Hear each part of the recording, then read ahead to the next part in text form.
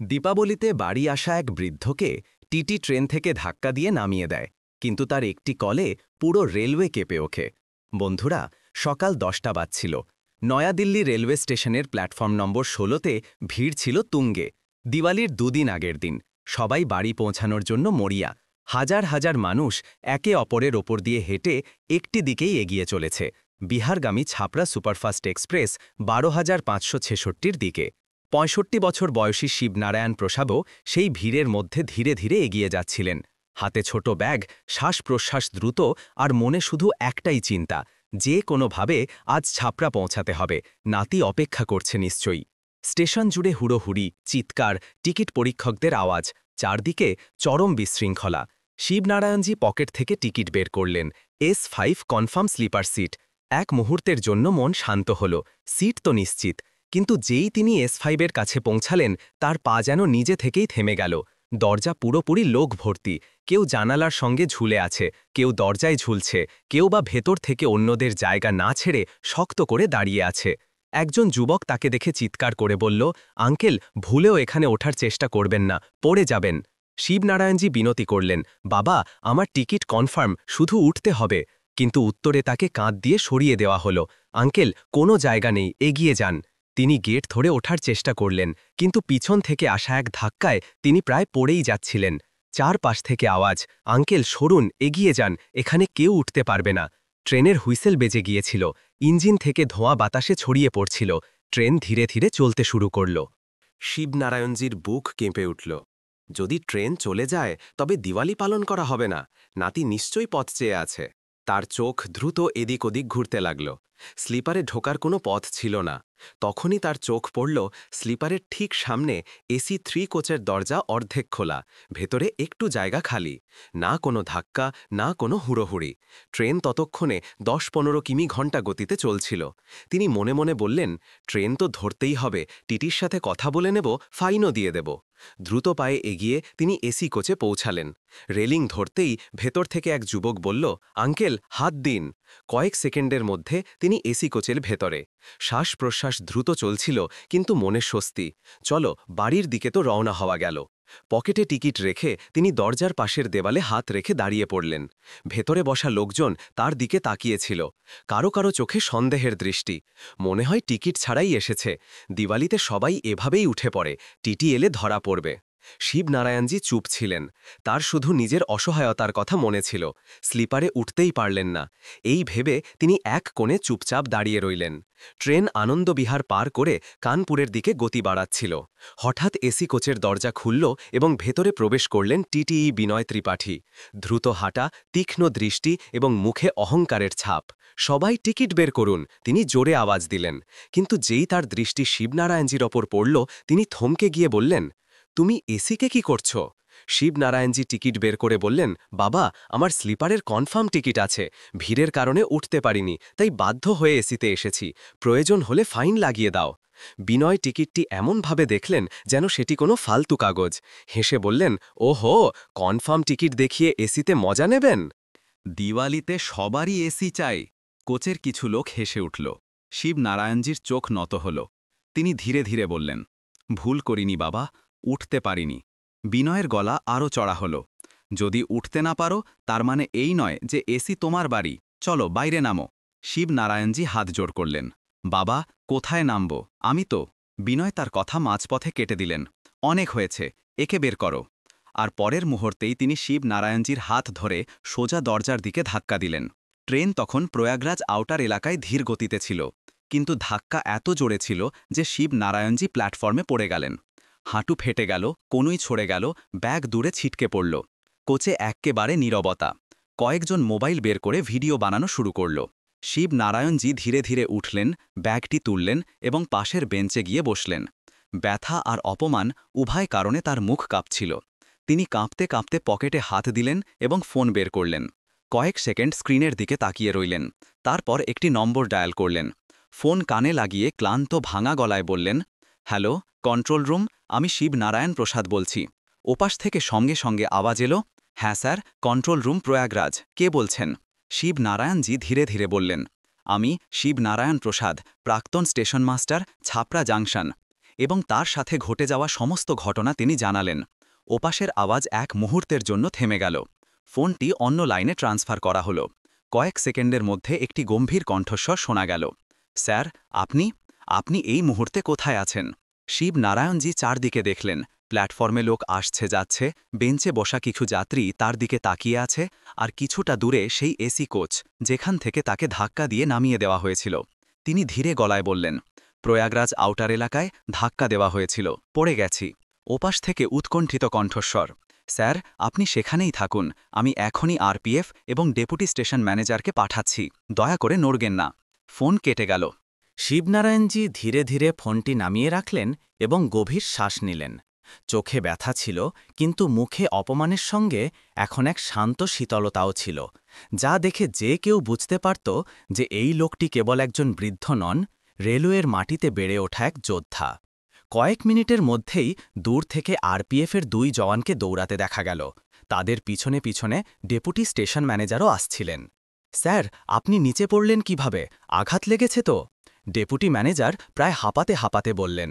শিবনারায়ণজি শুধু এতটুকুই বললেন, টিটিই বিনয় ত্রিপাঠী। বাকি সব নিজের থেকেই বোঝার মতো ছিল। ডেপুটি ম্যানেজারের মুখ ফ্যাকাশে হয়ে গেল। তিনি সঙ্গে সঙ্গে আরপিএফকে নির্দেশ দিলেন, ওই টিটিইকে পরের স্টেশন থেকেই ধরুন, ট্রেনে মেসেজ পাঠান। একজন জওয়ান ওয়াকিটকি তুলে রেলওয়ে চ্যানেল খুললেন। কন্ট্রোল, আমি আরপিএফ প্রয়াগরাজ, এসি 3 কোচের টিটিই বিনয় ত্রিপাঠী, তাৎক্ষণিক হেফাজতে নেওয়ার অনুমতি চাই। একজন প্রবীণ স্টেশন মাস্টারকে চলন্ত ট্রেন থেকে ধাক্কা দেওয়ার মামলা। অন্য পাশ থেকে ঠিক তখনই আদেশ এলো, হেফাজত মঞ্জুর, টিটিইকে অবিলম্বে আটক করা হোক। কিছু যাত্রী, যারা কাছেই দাঁড়িয়ে সব কিছু দেখছিল শুনছিল, তারা হতবাক হয়ে গেল। যাকে কিছুক্ষণ আগে তারা বিনা টিকিটের যাত্রী ভাবছিল, সে আসলে রেলওয়ের এমন এক ব্যক্তিত্ব বেরিয়ে এলেন, যার নাম শুনে কর্মকর্তারাও সতর্ক হয়ে যান। এর মধ্যেই প্ল্যাটফর্মে বসা এক যুবক বলল, আঙ্কেল, আমি সব ভিডিওতে রেকর্ড করেছি, আপনি বললে পাঠিয়ে দেব। শিবনারায়ণজি ওপরের দিকে না তাকিয়েই বললেন, পাঠিয়ে দাও, কন্ট্রোল রুমের নম্বর এইটা। যুবকটি ভিডিও পাঠিয়ে দিল। ডেপুটি ম্যানেজার সেখানেই ভিডিওটি খুলে দেখলেন। টিটিইর ধাক্কা দেবার অংশটি আসতেই তিনি চমকে দাঁড়িয়ে গেলেন। এই লোকটা কি করেছে? স্যার, আপনি চিন্তা করবেন না, এই মামলা এখন বিভাগ পর্যন্ত করাবে। শিবনারায়ণজি চুপ ছিলেন। ব্যথার চেয়ে বেশি আঘাত তাকে অপমান দিয়েছে। আরপিএফ জওয়ান বললেন, স্যার, আসুন, আপনাকে ফার্স্ট এইড দিই। শিবনারায়ণজি হ্যাঁ বললেন। 2 জওয়ান তাকে ধরে স্টেশনের মেডিকেল রুমের দিকে নিয়ে গেলেন। ওদিক থেকে কোচ অ্যাটেন্ডেন্ট দৌড়ে এলো, স্যার, কন্ট্রোল রুম থেকে নির্দেশ এসেছে যে টিটিইকে পরের স্টেশন ফার্মাউতেই নামিয়ে নেওয়া হবে। ডেপুটি ম্যানেজার গম্ভীর স্বরে বললেন, ঠিক আছে, টিম পাঠানো হয়েছে। প্ল্যাটফর্মে একটি থমথমে পরিবেশ ছড়িয়ে পড়েছিল। লোকজন ফিসফিস করে কথা বলছিল, আরে বাবা, ইনি তো অবসরপ্রাপ্ত স্টেশন মাস্টার, যিনি সারা জীবন রেলের সেবা করেছেন, আর ওই টিটিই ধাক্কা দিল, এই মামলা অনেক বড় হবে। শিবনারায়ণজিকে মেডিকেল রুমে নিয়ে আসা হলো। সেখানে কম্পাউন্ডার তার হাঁটুতে মলম লাগালেন, কনুইতে ব্যান্ডেজ করলেন। শিবনারায়ণের চোখ তখনও ভিজেছিল, কিন্তু তার মন ছিল সম্পূর্ণ শান্ত, যেন বহু বছরের শৃঙ্খলা এবং কর্তব্যের আগুন ভেতরে আবার জ্বলে উঠেছে। কিছুক্ষণ পর ডেপুটি ম্যানেজার আবার ভেতরে এলেন। স্যার, ডিআরএম সাহেব ভিডিও দেখে ফেলেছেন, তিনি বলেছেন যে আপনি যেন চিন্তা না করেন। আপনার সেবার রেকর্ড তার মনে আছে। 35 বছরের চাকরিতে আপনার বিরুদ্ধে একটিও অভিযোগ আসেনি। শিবনারায়ণজি ধীরে ধীরে বললেন, অভিযোগ আসেনি বাবা, কারণ আমরা রেলওয়েকে চাকরি নয়, কর্তব্য মনে করতাম। ডেপুটি ম্যানেজার চুপ হয়ে গেলেন। ঠিক তখনই তার ফোন বাজল। তিনি ফোন তুলে বাইরে যেতে যেতে বললেন, জি স্যার, জি ডিআরএম সাহেব, জি স্যার, উনি আমার সাথেই আছেন। বাইরে যাওয়ার সময় তার আওয়াজ ধীরে ধীরে কমে গেল। মেডিকেল রুমে নীরবতা, শুধু ফ্যানের আওয়াজ আর শিবনারায়ণজির ধীর শ্বাস-প্রশ্বাস। তখনই তার পুরনো ফোনে একটি কল এলো। স্ক্রিনে লেখা রাম বাহাদুর, ছাপরা জাংশন, তার সবচেয়ে পুরনো সহকর্মী, যার সাথে তিনি প্রায় 20 বছর ডিউটি করেছেন। শিবনারায়ণজি কল ধরলেন। ওপাশ থেকে ঘাবড়ে যাওয়া আওয়াজ, আরে শিবদা, ভিডিও দেখলাম, আপনি ঠিক আছেন তো? এটা কেমন ধাক্কা দিল? শিবনারায়ণজি শুধু বললেন, ঠিক আছি রাম বাহাদুর, একটু চোট লেগেছে, তবে এই অপমানটা খুব কষ্ট দিচ্ছে। রাম বাহাদুরজির আওয়াজ গম্ভীর হয়ে গেল, আমি এখনই ডিআরএম অফিসে কথা বলছি, তবে এই মামলা এখন আর ছোট নেই। শিবনারায়ণজি ফোন রেখে দিলেন। তিনি মাথা পেছনে হেলিকে চোখ বন্ধ করলেন। মুখে বিষণ্ণতা, চোখে ক্লান্তি, কিন্তু হৃদয়ে অথব সেই শান্ত শক্তি যা তাকে সারা জীবন নিজের কর্তব্যে অটল রেখেছিল। কিছুক্ষণ পর ডেপুটি ম্যানেজার আবার ভেতরে এলেন। তার কণ্ঠস্বর আগের চেয়েও গম্ভীর এবং শ্রদ্ধাপূর্ণ ছিল। তিনি কিছুটা ঝুঁকে বললেন, স্যার, ডিআরএম সাহেব বলেছেন যে উনি আপনার সাথে দেখা করতে নিজেই এখানে আসছেন। রুমে উপস্থিত সবাই এক মুহূর্তের জন্য স্থির হয়ে গেল। শিবনারায়ণজি চোখ খুলে তার দিকে তাকালেন, কিন্তু কিছু বললেন না। শিবনারায়ণজি মেডিকেল রুমের চেয়ারে শান্তভাবে বসেছিলেন। হাঁটুতে ব্যান্ডেজ বাঁধা, কনুইতে ওষুধ শুকিয়ে আসছিল, কিন্তু মুখটি সেই ক্লান্ত, শান্ত, তবুও কোথাও যেন দৃঢ় ছিল। কিছুক্ষণ পর বাইরে থেকে দ্রুত পায়ের শব্দ শোনা এল। 4-5 জন অফিসার ভেতরে এলেন, আর তাদের মাঝে সেই মুখ যা দেখে স্টেশনের প্রতিটি কর্মচারীর কণ্ঠস্বর সঙ্গে সঙ্গে নরম হয়ে যেত। ডিআরএম প্রয়াগরাজ, অশোক কুমার। দরজা খুলতেই অশোক কুমার ভেতরে এসে সঙ্গে সঙ্গে নিজের টুপি খুলে ফেললেন এবং সোজা শিবনারায়ণজির সামনে এসে দাঁড়ালেন।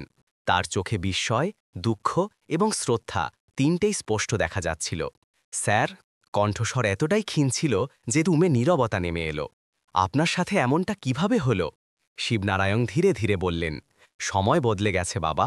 এখন মানুষ পদ দেখে না, বয়সও দেখে না। অশোক কুমার এক মুহূর্তের জন্য নিজেকে সামলালেন, তারপর ধীরে ধীরে একটি চেয়ার টেনে তার পাশে বসলেন। আমি আপনার সাথে ছাপরাতে ট্রেনিং করেছি স্যার। আপনার নাম শুনলে আমরা সোজা হয়ে দাঁড়িয়ে যেতাম। আপনার সততা একটি উদাহরণ। এটা যা হয়েছে তা শুধু ভুল নয়, অপরাধ। শিবনারায়ণজি মাথা নিচু করলেন। অপরাধ তো তখন হয় বাবা, যখন কেউ ইচ্ছাকৃতভাবে করে। হয়তো ছেলেটি রাগের মাথায় করেছে। অশোক কুমার জোরে বললেন, কিন্তু স্যার, একজন প্রবীণ ব্যক্তিকে ধাক্কা দেওয়া, তাও চলন্ত ট্রেন থেকে, এটা রাগের মাথায় হয় না, এটা চরিত্রের দোষ। রুমে উপস্থিত অফিসাররা মাথা ঝুঁকিয়ে নিলেন। সবার কাছে এটা অদ্ভুত ছিল, একজন অবসরপ্রাপ্ত স্টেশন মাস্টারকে এভাবে অপমানিত হতে দেখা। অশোক কুমার পকেট থেকে ফোন বের করলেন। ভিডিওটি খোলা ছিল। তিনি ধাক্কা দেওয়ার অংশটি আবার দেখলেন। রাগে তার মুখ শক্ত হয়ে গেল এবং তিনি বললেন, আরপিএফকে জানানো হয়েছে স্যার, টিটি বিনয় ত্রিপাঠীকে ফাম্মু স্টেশনে ধরা হয়েছে।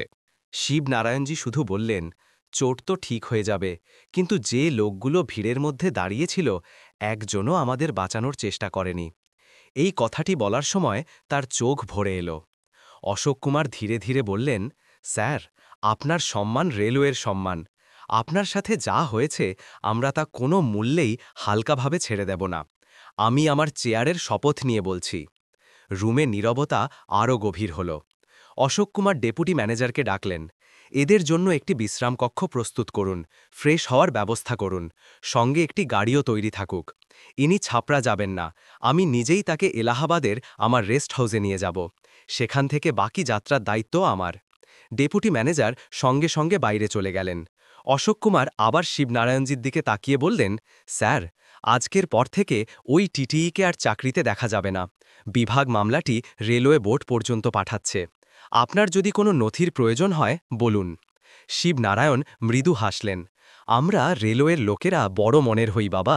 যদি ছেলেটা নিজের ভুল স্বীকার করে নেয়, তবে তাকে খুব কঠিন শাস্তি দেওয়ার প্রয়োজন নেই। অশোক কুমার এই কথা শুনে কয়েক সেকেন্ড চুপ থাকলেন, তারপর বললেন, ভুল ক্ষমা করা যায় স্যার, কিন্তু চরিত্রের দোষ নয়। আর এখানে চরিত্রের দোষ দেখা গেছে। শিবনারায়ণ কিছু বললেন না, শুধু দূরে দেওয়ালে ঝোলানো পুরনো ঘড়িটার দিকে তাকিয়ে রইলেন। তার মনে চলছিল, আমরা ট্রেন থামিয়েছি, লক্ষ লক্ষ যাত্রীর সুরক্ষা দিয়েছি, আর আজ আমরা নিজেরাই ধাক্কা খেয়ে পড়ে গেলাম। কিছুক্ষণ পর একজন আরপিএফ জওয়ান ভেতরে এলেন। স্যার, টিটি বিনয় ত্রিপাঠীকে ফামো স্টেশনে হেফাজতে নিয়ে এখানে আনা হচ্ছে। সে ক্রমাগত বলছে যে তার ভুল হয়ে গেছে এবং সে ক্ষমা চাইতে চায়। অশোক কুমারের ভ্রু কুঁচকে গেল। তিনি শিবনারায়ণজির দিকে তাকালেন। আপনি চাইলে তার সাথে দেখা করতে পারেন স্যার, তবে বাধ্যবাধকতা নেই, সিদ্ধান্ত আপনার। শিবনারায়ণজি চোখ বন্ধ করলেন। তার শ্বাস-প্রশ্বাস কিছুটা ভারী হয়ে উঠল। ক্ষমা কিসের জন্য? সেই ধাক্কার জন্য, নাকি সেই অপমানের জন্য যা তার হৃদয়ে দশকের পর দশক ধরে করা সেবাকে নাড়িয়ে দিয়েছে? কিছুক্ষণ পর তিনি বললেন, তাকে আসতে দাও। অশোক কুমার আরপিএফকে ইশারা করলেন। প্রায় ২০ মিনিট পর প্ল্যাটফর্মের বাইরের করিডরে ধীরে ধীরে পায়ের শব্দ শোনা গেল। শিবনারায়ণজি চেয়ারে বসেই রইলেন, কিন্তু ঘরের পরিবেশ যেন জমে গেল। দরজায় একজন জওয়ানকে দেখা গেল। তার পিছনে নত মাথা, ঘাবড়ে যাওয়া শ্বাসপ্রশ্বাস এবং মুখে অনুশোচনার ভার। বিনয় ত্রিপাঠী। দুজন আরপিএফ জওয়ান তাকে ভেতরে এনে দাঁড় করিয়ে দিলেন। বিনয়ের চোখ ওপরে উঠল এবং যেই সে শিবনারায়ণজীকে দেখল, তার গলা দিয়ে আওয়াজ বেরোল না। সে সেখানেই মাটিতে বসে পড়ল এবং দুহাত জোর করে বলল, স্যার, ভুল হয়ে গেছে, খুব বড় ভুল হয়ে গেছে। আমার মা অসুস্থ, পরিবারের দায়িত্ব আমার ওপর। আমি রাগের মাথায় ভুল করে ফেলেছি। শিবনারায়ণ চুপচাপ তার দিকে তাকিয়ে রইলেন। বিনয় কাঁদতে কাঁদতে বলল, আমার চাকরি চলে যাবে স্যার, আমার বাচ্চারা না খেয়ে মরবে।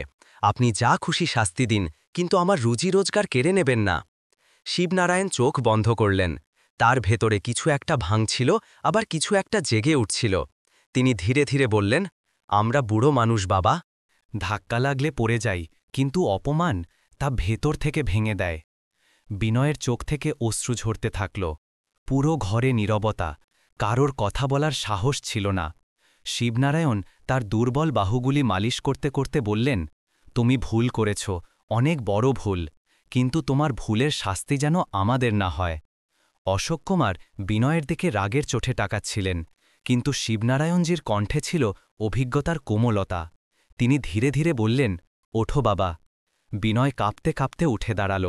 শিবনারায়ণজী তার চোখে চোখ রেখে বললেন, শাস্তি তো পাবে, কিন্তু এত কঠিন নয় যে তোমার ঘর উজাড় হয়ে যাবে।